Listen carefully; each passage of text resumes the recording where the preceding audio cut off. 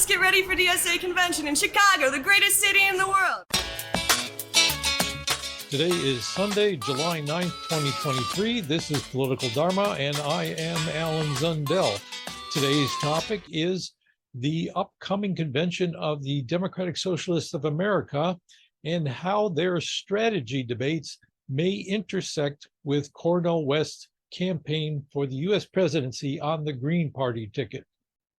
Well, the voice you heard at the beginning of this podcast was that of someone in a clip from a promotional video on the Democratic Socialists of America's website, YouTube channel, promoting their upcoming convention, which is set for, Friday, August 4th through Sunday, August 6th, first weekend in August, which is coincidentally the same weekend that the Green Party of the United States is holding its annual convention, not the one where they choose delegates to the national convention and endorse a presidential candidate, but an annual one. I'm not sure what they're doing. I'm going to look into what they're planning to do. I know they have speakers and things like that. Probably choose a convention site and maybe some rules for the upcoming convention next year. But today it's going to focus primarily on the Democratic Socialists of America strategy debate that's been kind of tearing, I wouldn't say tearing apart, I'd say it's holding them together in a stalemate of sorts. So we're going to get into that by first talking about some of the issues coming up at the upcoming convention, and then give you a bit of background history of how this stalemate has developed in the Democratic Socialists of America. And then I'll end with a few thoughts of my own on what to watch in the upcoming convention and where can we go from here. So let me begin, first of all, by saying that some 1,082 delegates will be convening in Chicago on that first weekend in August. They will be voting on candidates for the DSA's National Political Committee, as well as on amendments to their constitution and bylaws and various resolutions. What I am particularly watching, as I said, is this debate over the so-called dirty strategy, which is often referred to now as being de facto a dirty stay. I'll explain in a minute exactly what those terms mean, but in essence, it's talking about whether to stay with the Democratic Party or to create an independent political party with its own ballot line. So both sides, I think, would agree that optimally they're aimed at independence of the DSA from the Democratic Party. At the same time, it often tries to elect people through Democratic primaries as Democrats. But they disagree on the pace to which this independence should be undertaken and whether the aim really is a full-fledged third party or at what point that might happen, distant future. Now, that's why it's called dirty stay. So dirty break would be the opposite of a clean break. Clean break with the Democratic Party would be you just break off from them and form a new party. A dirty break is you stay in while you're trying to develop your capacity, and eventually someday you're going to create an independent party. Well, the dirty stay is he's stuck in that position of just electing people as Democrats in the long term, never really working towards an independent party. So the two sides are not only about the pacing of this, but what the real goal of it is and the pros and cons of not supporting Democrats when we are in a situation where we're faced with very undemocratic movements on the right wing in our country. So that's the dirty break strategy and the dirty stay appellation for why that strategy is stuck right there. But there's particular issues that revolve around that issue that will be coming up at the upcoming convention. 4 of them in particular I would pay attention to. One is that the pace at which they should develop an infrastructure, an electoral infrastructure for helping elect candidates independent of the Democratic Party. Exactly how much resources to devote to that and what that would look like and how far they want to go, how fast. What I would call sort of a progressivism versus doctrinaire Marxism ideological debate Progressivism, by that I mean the willingness to work with people within the Democratic Party who are progressives, not necessarily socialists, versus those who would like to see a more clear distinction between socialists and those who take a progressive position of we can in some ways moderate or reform the excesses of capitalism without moving beyond it. So progressivism versus Marxism is kind of in that debate. There are not hard and fast positions. Well, there are maybe on one side, not the other side would necessarily characterize itself, but it really is how far to go in distinguishing yourself ideologically from allies within the broader left, including those who are not socialists, but more on the progressive end of the spectrum. Third issue would be relations with elected officials that are endorsed by the DSA. So if the DSA has endorsed a candidate who won elected office, the controversy here is, should we be holding them to account for their actions, or to what degree or in what way, or what are the issues?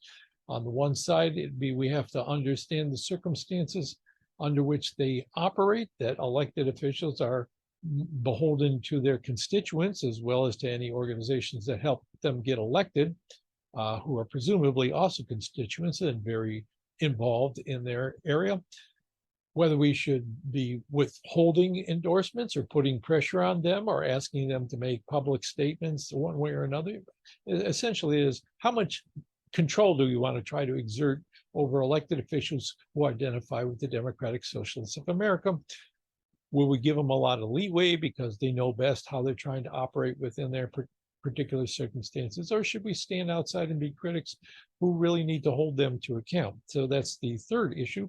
And a fourth issue is the internal organization of DSA. Now, there's a lot of amendments to bylaws in the Constitution that have to do with that subject. I haven't delved into it as much because even though I think it's very important, and I am interested in organizational institutions and how they have to adapt to circumstances and whether they function well or not, I'm very interested in that. Haven't had the chance yet to get immersed in how the DSA is currently operating and what kind of changes are being proposed, and knowing enough about how things actually work right now to know how those are likely to play out. I will be interested in the changes that may come out of this. So after the convention, looking at how the organization is set up to operate and having some opinions on that. But I think this is also a surrogate for this debate over dirty stay. It has to do with who has control within the organization. There are organized factions on each side, including shifting alliances to some extent, that have different positions on the dirty stay and on these other issues. But they're also vying for influence within the organization. Whether, when it's a stalemate, when you have equal forces, particularly on the National Political Committee, you try to find ways to change the institutional rules to give your side an advantage. That's something that's often happened. I don't know the rules yet, and I don't know the proposed changes yet, so I'm not sure where exactly I stand on those. But I'd say on the other three, I don't necessarily think all this stuff coheres in the way that it's being presented. I think it's possible that you can disengage or decouple these various issues. For example, for me, I would like to see DSA move faster towards a position of becoming an independent political party, like a third party. I think that pace should not be like immediate, but they should be taking steps in that direction. And I have more thoughts about that involve the Green Party as well, because that is a socialist party and it already has a ballot line. Although it's not called Democratic Socialist, they certainly have a lot of socialists within the organization and adopted positions on eco-socialism that are very popular within the DSA as well. But how fast you should go with electoral infrastructure independent of the Democratic Party, I don't necessarily think you have to move fast, but you should move in that direction, definitely. So I'm kind of in between on that. Progressivism versus Marxism, I'd say distinct identity is important, that you should claim to be socialist, so at least that part of it can be clarified. But I don't think a working class socialist party, as it is often put, should be doctrinaire Marxist. I've given in previous episodes some of my skepticism towards Marxism as a dogmatic system, or even Marx's ideas and how it fed into some of the strategies that we take for granted today among socialists. So I don't like dogma, and I don't like doctrinaire positions. I think any third party that is created out of this movement, if it happens, should be a mass party that contains people of a variety of tendencies, as long as they're willing to identify with the label of socialist and have democratic internal debates about what that should look like and how our strategies should change and reflect. We're trying to persuade and convince each other and not simply impose a prefab system upon everybody else. So in that, I'm against the more hardcore Marxist side, more towards the progressive side, not ideologically in a sense of what I believe in, but more in the sense that I think a party has to be a mass party, has to include people of a variety of perspectives. Relations with elected officials, I think it's futile to try to impose discipline on elected officials. I'm not going to get into that too deep right now, but I don't think the position of that is necessarily reflective of your position on whether we should become a third party faster. So that's my positions. I don't think these things are necessarily linked, but in this particular debate, they have been. I think we'd be better off decoupling them to debate each of them, although right now they're connected. So how does this play into the Green Party? Well, I'll get back to that in a minute. The second phase of this, I want to talk about a brief history of the Democratic Socialists of America and how they got to this point. And I'll try to be really fast here. Of course, the premier socialist party in the United States was the Socialist Party of America. It had its heyday in the early 20th century, and for various reasons declined over the course of the 20th century, reasons including competition from the New Deal of Roosevelt that attracted a lot of socialist thinking people, government repression, unpopular positions opposing World War I and World War II, and factionalism, where outside groups of Marxist tendencies, particularly Trotskyites, followers of Trotsky, were trying to take over the organization. So the party declined over time, and then in the 1960s, there's contention over the Vietnam War, of course, and it split up. One faction took over the party, changed the name of it, other parties created other organizations.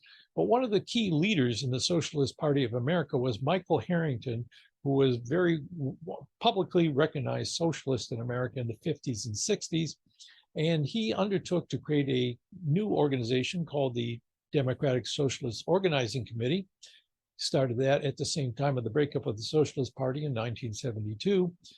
Harrington then joined forces with the New American Movement, which had adherents from both the New Left of the 1960s and the Old Left from previous to that. And they created the Democratic Socialists of America in 1982. And sometimes shortly after that, I joined it for the first time. Now, the strategy at that time was simply to enter the Democratic Party or remain within the Democratic Party, depending on where you're at, and try to influence its platform. That didn't prove to be too effective, and the organization didn't grow very much. And Harrington himself kind of lost interest in the project, spent more time building international ties between socialists in the United States and in other parts of the world. So the DSA kind of fell into very marginal status for a number of decades. How did it come out of that? Well, there was the 2007-2008 financial crisis, the housing market collapse, which nearly shook down the whole financial system, the banking and investment firms. That led to Occupy Wall Street in 2011, Occupy Wall Street in 2011. A lot of the members of that movement, when it dispersed, entered the Democratic Socialists of America, so they started to grow again. And between 2012 and 2014, there emerged within the DSA a left caucus, which started pushing this line of the dirty break. Then instead of the old strategy of working within the Democratic Party, they would be working toward creating an independent party, and in the meantime, staying with the Democrats until such time as it seemed opportune to leave and create this projected new party. So that was the left caucus promoting this idea. They didn't get very far at first. Of course, in 2015, 2015, Bernie Sanders announced his run for the presidential nomination of the Democratic Party. Bernie was a longtime member of the Democratic Socialists of America. I'm not sure he's a member, but I know he was very involved in it. Right here, you see a photo of Bernie at the 2007 DSA biannual conventions. So this picture of Bernie with some of them, he gave a speech at that particular convention. But when he ran for president, the DSA backed him. And of course, his run popularized the idea of democratic socialism, and lots of new people were attracted into the movement by Bernie, and they joined the DSA. So it grew quite a bit. And the question was, when Bernie lost the nomination to Hillary Clinton, whether the strategy of working within the Democratic Party really made sense, given that they seemed to be using dirty tactics to undermine leftist candidates like Bernie. Could we really trust the Democratic Party to operate in a democratic fashion, and therefore we should accelerate the movement outside the Democratic Party? That was some of the thinking. So this idea of the left forum in the DSA of moving toward an independent party became more of a subject of conversation. In 2018, of course, with the election of Alexandria Ocasio-Cortez in New York, replacing a Democrat who was high up in the party hierarchy in the US Congress, attracted a lot of attention. The election of her and other members of the so-called squad, publicly proclaiming themselves as democratic socialists and having some affiliations with the DSA, that attracted more new members again. And by 2019, there was a resolution about strategy, Resolution 31, called Class Struggle Elections. In essence, it said that in the long term, our goal was to form an independent working class party, but for now, this would not rule out DSA endorsed candidates running on the Democratic Party ballot line.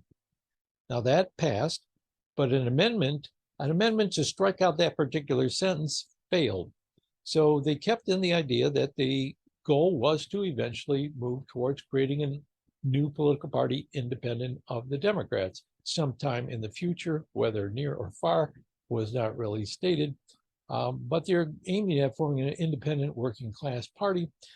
Although I suspect many interpreted that as turning the Democratic Party into a mass working class party, or seeing the Democratic Party as already having a mass working class base and simply aligning it better with that base may have been the outcome. So there's already this ambiguity, I think, between whether the goal in creating a mass working class party was creating that out of the Democratic Party, that is, being within the Democratic Party and moving it into that, reshaping it in the form of that, or to actually withdraw from the Democratic Party at some point and create something distinct from it. So that seemed a little ambiguous at that time. 2021, there was a Resolution 8, reaffirmed Resolution 31 from 2019, and that they said that the DSA is committed to building a mass working class party and will continue to contest partisan elections on the Democratic ballot line while building independent power. That passed around 730 to 217, so overwhelmingly passed. All right, there was an amendment to that Resolution 5, Amendment 5, in which stated that the DSA rejects the strategy of capturing the capitalist-controlled Democratic Party. That is, they wanted to clear up that ambiguity about what the strategy actually was projecting, and committing to a project of building a working class party independent of capitalist influences, by which they meant the capitalist influences within the Democratic Party. They also said they maintained tactical flexibility, using whatever ballot line was most tactically effective, whether it be running as Democrats or independents or socialists. Didn't really specify anything about other political parties, like existing political parties, say the Green Party. But I think that was implied there. Again, some ambiguity, but the idea of definitively committing themselves to a party independent of the Democratic Party did not have the same level of support. Although that was pretty close, it failed by 435 or so to about 570. So it's closer than the initial resolution, which simply had that ambiguous commitment to independent political power. But whether or not they were going to break with the Democratic Party at some point was still more contentious. 2022, getting to last year now, there was a struggle within the National Political Committee over a new position, a staff position, a hired paid staff position called the electoral director. And the National Political Committee, of course, had representatives from both factions. That's where the stalemate was issuing from. And the enough members abstained from a vote on appointing a pre-selected a person for the position of electoral director. Number of people abstained from that vote in order to withdraw, in order to keep it from having a quorum. So they both kept that. They didn't vote down that candidate, but they said they want to open up this process to more candidates, see what they already knew about applicants. And they felt like they were not giving full information about all the applicants. I don't know all the specifics of that, and the two sides of the story, I'm sure, have somewhat different takes on it. But the idea is this, this contention over electoral strategy moved into the realm of the hiring of an electoral director, a position that's still vacant. And in this upcoming convention, a lot of that dissension over that position is going to revolve around defining what their electoral strategy is more clearly, at least attempts to do that, so they can hire somebody that's in better alignment with that strategy.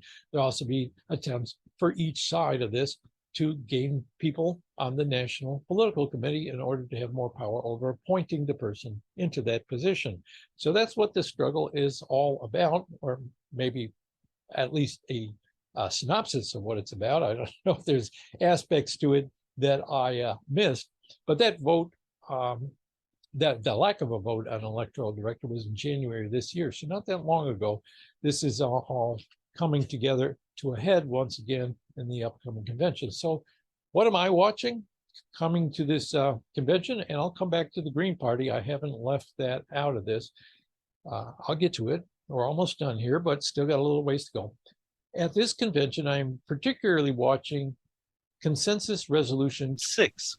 And this would beef up the National Electoral Committee, make it a commission, give it more resources and more reach in order to help, reaffirm their commitment to electing people to office. And the resolution, again, recommits to building a mass working class party and so on and so forth, and using Democratic ballot lines as a tactic, although they also specify using other ballot lines where that may be viable, whatever viable means.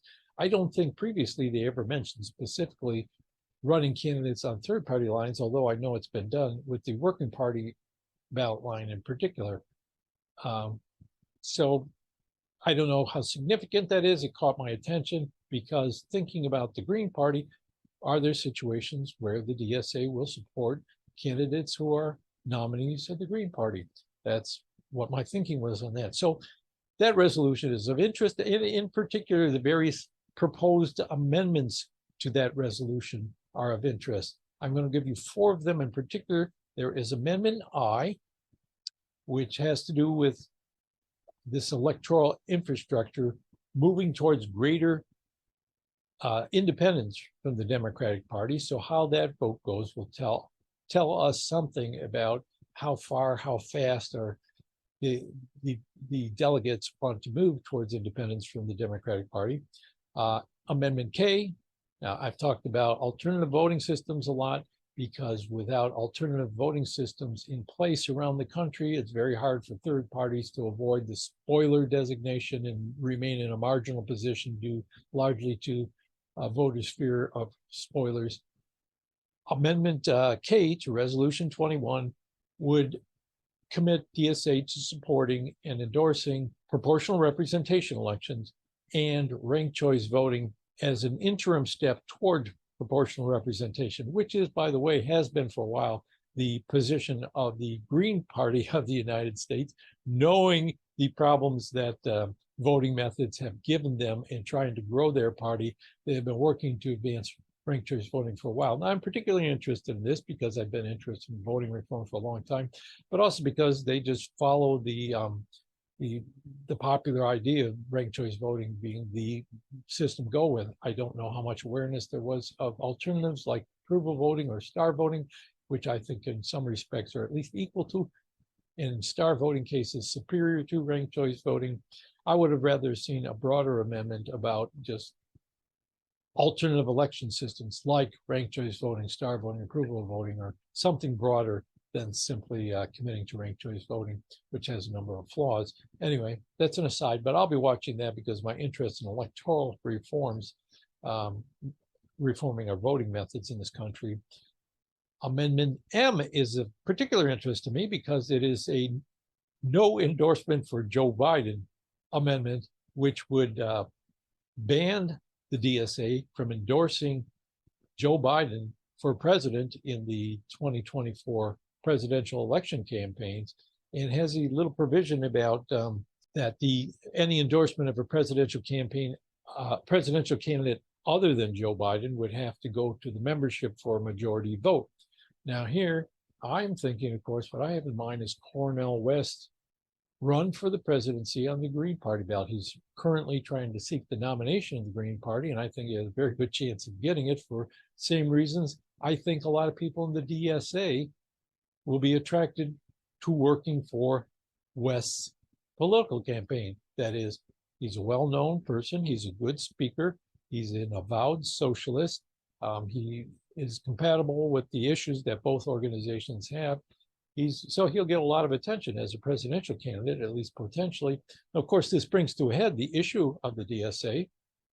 If they have to have a vote of the membership on whether or not to endorse him, this implicates the whole question of whether you're going to stick with the strategy of not rocking the boat for Democrats at the time when we're facing near fascism, or I would say even fascism on the right from the Republicans, especially with the rise of Donald Trump and his continued presence on the scene, whether we should ally with the Democratic Party to keep Trump out of office by voting for Joe Biden again, or whether we should get away from that system, get away from that trend towards constantly feeling like we have to buttress the Democratic Party when they can't even hold their own against too many Republican onslaughts against them. It does raise the question, should we endorse someone who is an avowed socialist and can bring a lot of people into the socialist movement like Cornel West? Or should we go with the course of trying to backstop Joe Biden because we're afraid of Donald Trump and the fascists? That's not an easy choice, obviously, and it will bring to a head a lot of these other issues. So I'm interested to see how this goes. For me in particular, I don't think the organization should formally endorse Cornel West because that would probably tear it apart, given that this dirty break issue is unresolved and there's strong forces on each side. But I do think inevitably there's going to be a lot of members of DSA who are going to want to support Cornel West's campaign, and you're going to have a de facto alliance between large sectors of the DSA and the Green Party trying to promote Cornel West. I'm going to watch this convention with interest. What I would like to see going forward, okay, would be that the DSA would start moving in the direction of a mass-based independent party, but instead of forming a new one, they'd start a process of partnering with the Green Party as the chosen vehicle for that. The Green Party is already committed to a form of socialism, kind of vague eco-socialism. I'll have to look at the plank that they put in the platform back in 2016 to see exactly what it says, but I know there are a variety of tendencies of socialism within the Green Party. Anarchism, the same as the DSA, different trends within it. So in that sense, they're both very compatible, and I think they should begin some kind of partnering with them, which would probably begin with a lot of the members working on Cornel West's campaign, possibly joining the Green Party, so there'll be a lot of overlap there.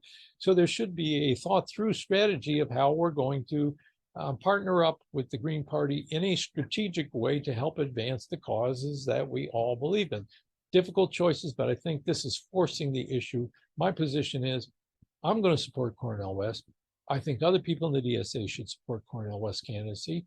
I think we should get engaged with the Green Party, but I don't think the organization as an institution is yet ready to make that kind of endorsement. So I think I'd leave it up to each of the members to decide which way to go and not make any endorsement. So I hope the no Joe Biden amendment passes. And I hope we can start talking about partnering with the Green Party rather than creating a completely independent party that is envisioned by those who are promoting it right now as some kind of very more Marxist party. Not everyone is a Marxist, and there's a lot of different versions of Marxism. So when you try to create a mass party that's based on Marxist assumptions, I think you're not going to have a mass party because there's so many people outside that sphere of influence who are still skeptical toward it. So that's where I'm at on all this. I'm going to be watching the outcome of that convention with interest. And as I said, there's a Green Party convention happening at the same time. I'm going to look into that a little bit, see what's going on or what might be of interest in that. Glad to have you come in and listen again. Give me your feedback. Thanks for watching, listening. You can subscribe, like, share these podcast videos if you think they're worthwhile. And I might see you next weekend, or I might have something to say next weekend as well. I will be taking a break sometime in the next 2 weeks because I got family coming in from out of town. I won't have time to do this, but I will be back. Thanks. With ease, I see the chains are breaking. We gained our focus, the moves we're making will prove to determine our self-worth as a passenger on the vehicle Earth.